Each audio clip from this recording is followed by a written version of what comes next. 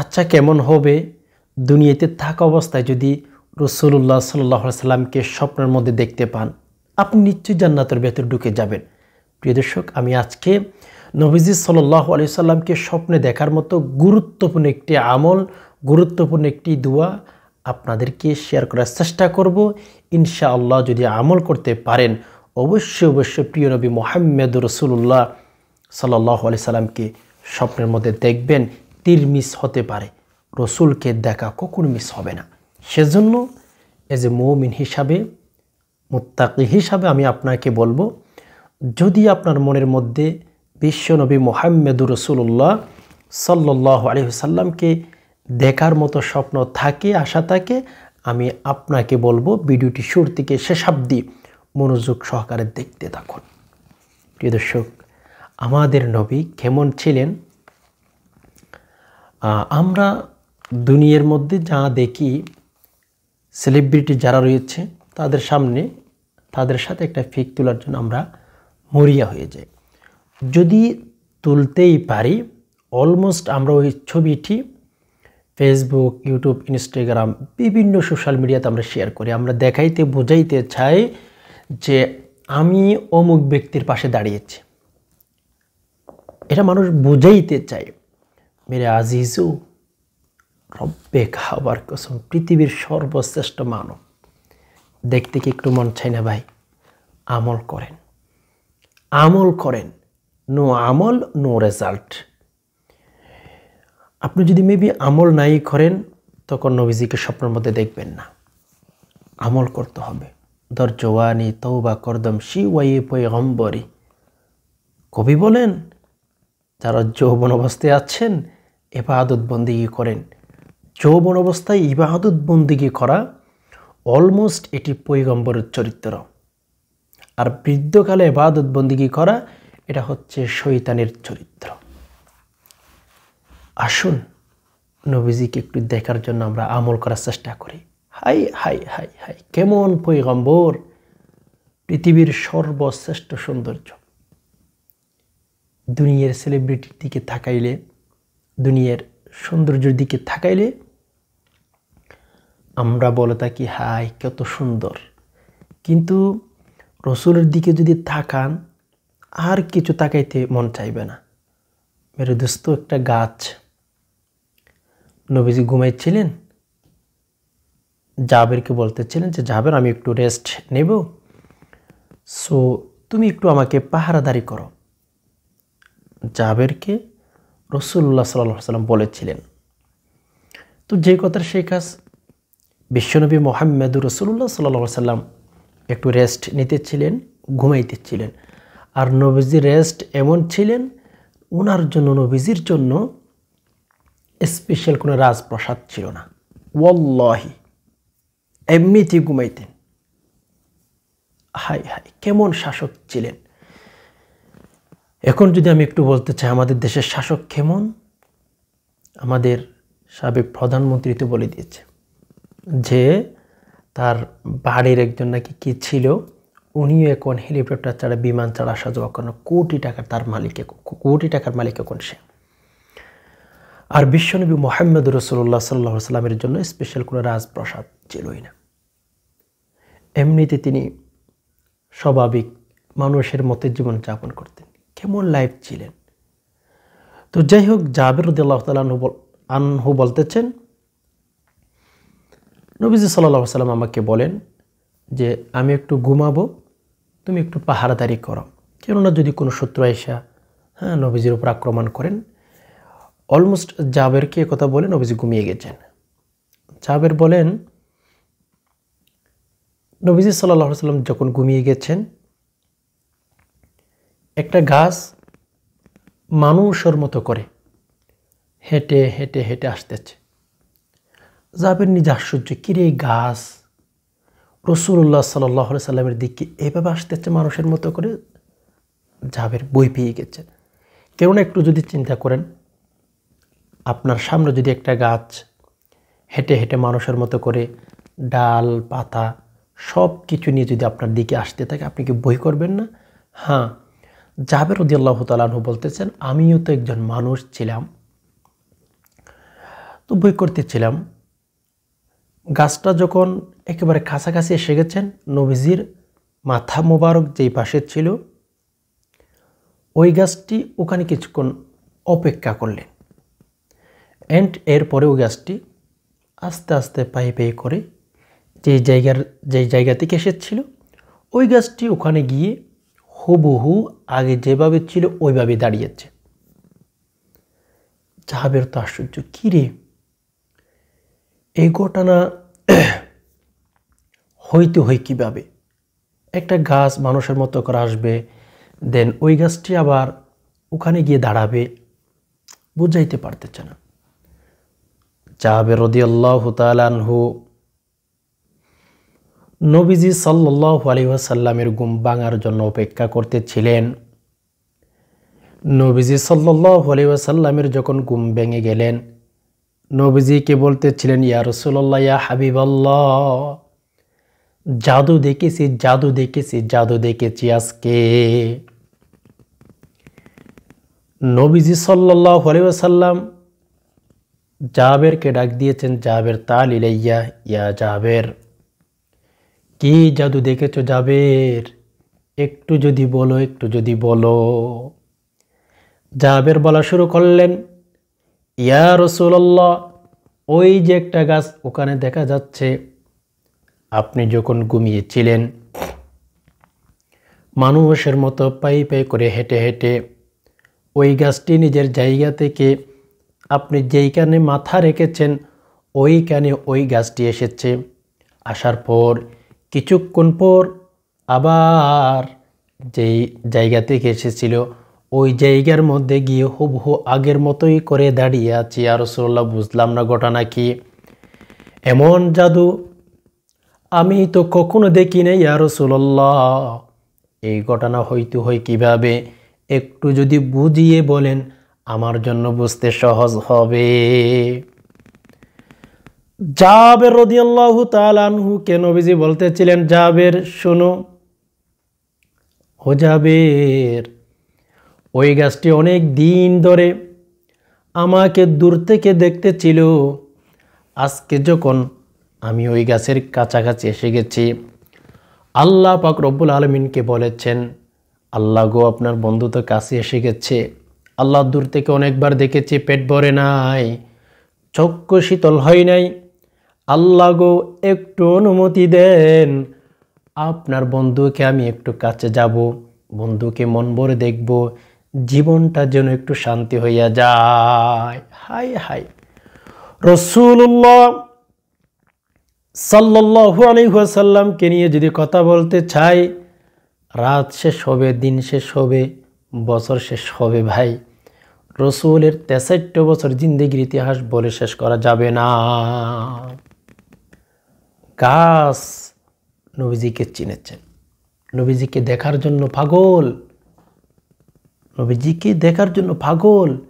আর আমরা এদিকে 60 বছর 70 বছর হয়ে গেছি, একবারও কিন্তু নবীজিকে স্বপ্নের মধ্যে দেখতে পাইলাম না। আমাদের মতো পুরা কপাল আর কার হতে পারে? একটু আমল করেন, আল্লাহ তাআলাকে বলেন, আল্লাহ গো, এত মানুষকে তো আপনার বন্ধুকে দেখাই ফেলেছেন স্বপ্নের মধ্যে। ইমাম আহমদ ইবনে হাম্বল রহমতুল্লাহি আলাইহি 10 বছর বয়স থেকে আল্লাহর রসুল সাল্লাল্লাহু আলাইহি ওয়াসাল্লামকে স্বপ্নের মধ্যে দেখা শুরু করেছেন। 10 বছর বয়স থেকে যদি কোনো ব্যক্তি বিশ্বনবী মুহাম্মদুর রাসূলুল্লাহ সাল্লাল্লাহু আলাইহি ওয়াসাল্লামকে দেখা শুরু করেন, তাহলে যুবক হয়েছে, বৃদ্ধ হয়েছে, মৃত্যুবরণ করেছে, ওই দিনগুলোতে রাসূলুল্লাহ সাল্লাল্লাহু আলাইহি ওয়াসাল্লামকে কত হাজারবার স্বপ্নের মধ্যে দেখেছেন, এটা আল্লাহ তাআলা ছাড়া আর কেউ জানে না। একটু বলেন না, আল্লাহকে একটু বলেন, আল্লাহ, এত মানুষকে আপনার বন্ধুকে স্বপ্নের মধ্যে দেখিয়ে ফেলেছেন, আমি একটু দেখতে চাই। সেজন্য আমি বলবো, আমরা তো সর্বশ্রেষ্ঠ জাতি, আমরা তো ইনসান, আমরা তো মানুষ, আমরা যদি একবার রসুলকে দেখতে পাই আমাদের কপাল খুলে যাইবে। কেননা রাসূল সাল্লাল্লাহু আলাইহি সাল্লাম বলেন, যারা স্বপ্নের মধ্যে আমাকে দেখবে তারা সরাসরি আমাকেই দেখেছেন। সাহাবা একরামগণ জিজ্ঞেস করেছিলেন, ইয়া রাসূলুল্লাহ, বিষয়টা বুঝলাম না। যারা স্বপ্নের মধ্যে আপনাকে দেখবেন সরাসরি আপনাকে দেখেছেন, বিষয়টা ক্লিয়ার করে যদি বলতেন। রাসূলুল্লাহ সাল্লাল্লাহু আলাইহি ওয়াসাল্লাম বলেই দিয়েছেন, সাহাবা একরামগণ, তোমরা এই কথা বলবা আমি জানি, শুনো। শয়তানকে আল্লাহ তাআলা সকল জিনিসের সূরত অবলম্বন করার মতো সুযোগ দিয়েছে। সকল মানুষের সূরত অবলম্বন করতে পারে। আপনার বাবা মারা গেছে, বাবার সূরত আপনাকে অবলম্বন করে স্বপ্নের মধ্যে দেখাইতে পারে। মা মারা গেছে, শয়তান সূরত অবলম্বন করে দেখাইতে পারে।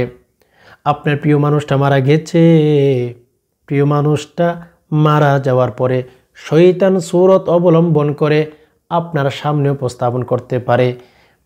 প্রিয় নবী মুহাম্মদুর রাসূলুল্লাহ সাল্লাল্লাহু আলাইহি ওয়াসাল্লাম বলেন, সাহাবা একরামগণ শুনো, আমার মতো করে শয়তান সূরত অবলম্বন করবে তো করবে, সেই ক্ষমতা আল্লাহ তাআলা তাকে দেয় নাই। এর অর্থই হচ্ছে, যারা আমাকে স্বপ্নের মধ্যে দেখবে তারা সরাসরি আমাকে দেখবে। আল্লাহ রাসূল বলেন, যারা আমাকে স্বপ্নের মধ্যে দেখবে তারা কখনো জাহান্নামের মধ্যে যাবে না। যেই চোখ দিয়ে আমাকে দেখবে ওই চোখের মধ্যে জাহান্নামের আগুন লাগতে পারে না। সেজন্য আমি আপনাকে বলবো, আসুন আমল করার চেষ্টা করি। আপনার এই চোখ দিয়ে নবীজিকে স্বপ্নের মধ্যে দেখবেন আর এই চোখ জাহান্নামে যাবে, এটা কখনো হতে পারে না। তার মানে আপনার চোখ দুটো খুলে জাহান্নাম থেকে রক্ষা করে জান্নাতের ভেতর ঢুকিয়ে দিবেন, বিষয়টা কিন্তু সেরকম নয়। এর অর্থ হচ্ছে এরকমই, আপনি যদি নবীজিকে একবারে চোখ দিয়ে স্বপ্নের মধ্যে দেখেন তাহলে নবীজিকে সরাসরি দেখেছেন, অলমোস্ট আপনার চোখ খুলে জান্নাতে দিবেন, বিষয়টা কিন্তু সেরকম নয়।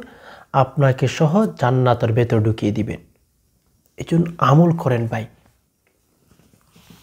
তবে আমি যদি বলি, পৃথিবীর মধ্যে যারা নবীজিকে স্বপ্নের মধ্যে দেখেছেন, তো আপনিও যদি তাদের উসিলে দোয়া করেন, আল্লাহ, কত কোটি কোটি মানুষকে আপনার বন্ধুকে দেখিয়ে ফেলেছেন, আল্লাহ আমি একটু দেখতে চাই, আল্লাহ একটু দেখান, আমি একটু দেখতে চাই।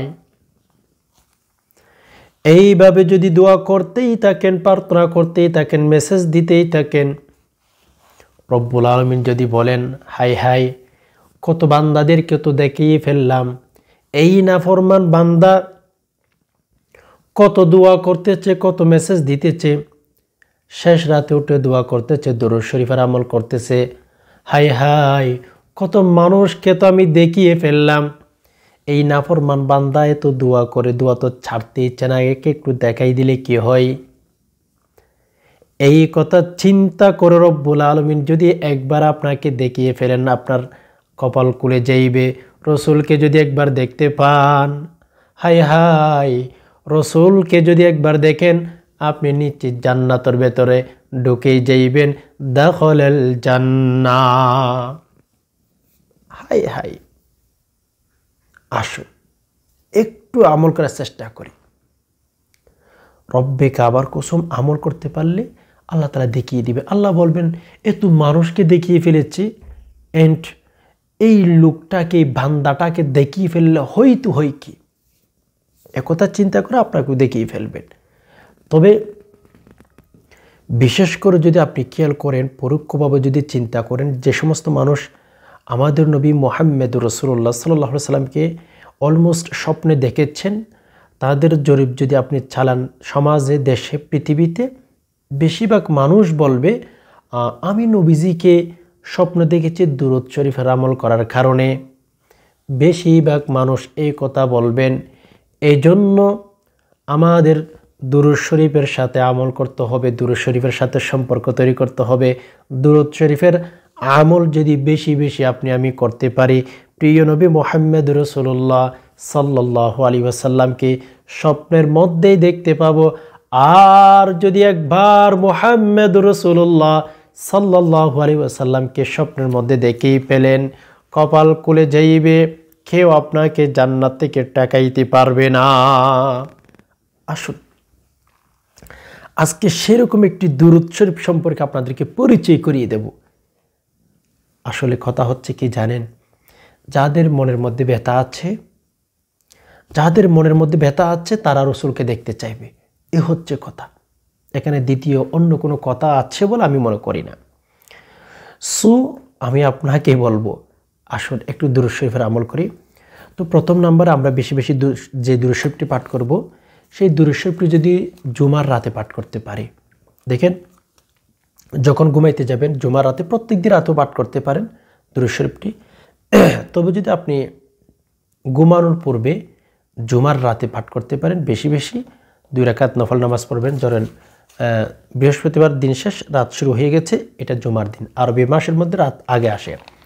তো উজু করার পরেই আপনি 2 রাকাত সলাতুল হাজত নামাজ পড়লেন, নফল নামাজ পড়লেন। নফল নামাজ পড়ার পরেই আপনি যদি প্রত্যেক জুমার রাতে অথবা প্রত্যেক রাতে, জুমার রাত কিন্তু একটু প্রায়োরিটি দিবেন, জুমার রাতের মধ্যে আল্লাহ তাআলা রাসূল সাল্লাল্লাহু আলাইহি সাল্লামকে একটু বেশি দেখান।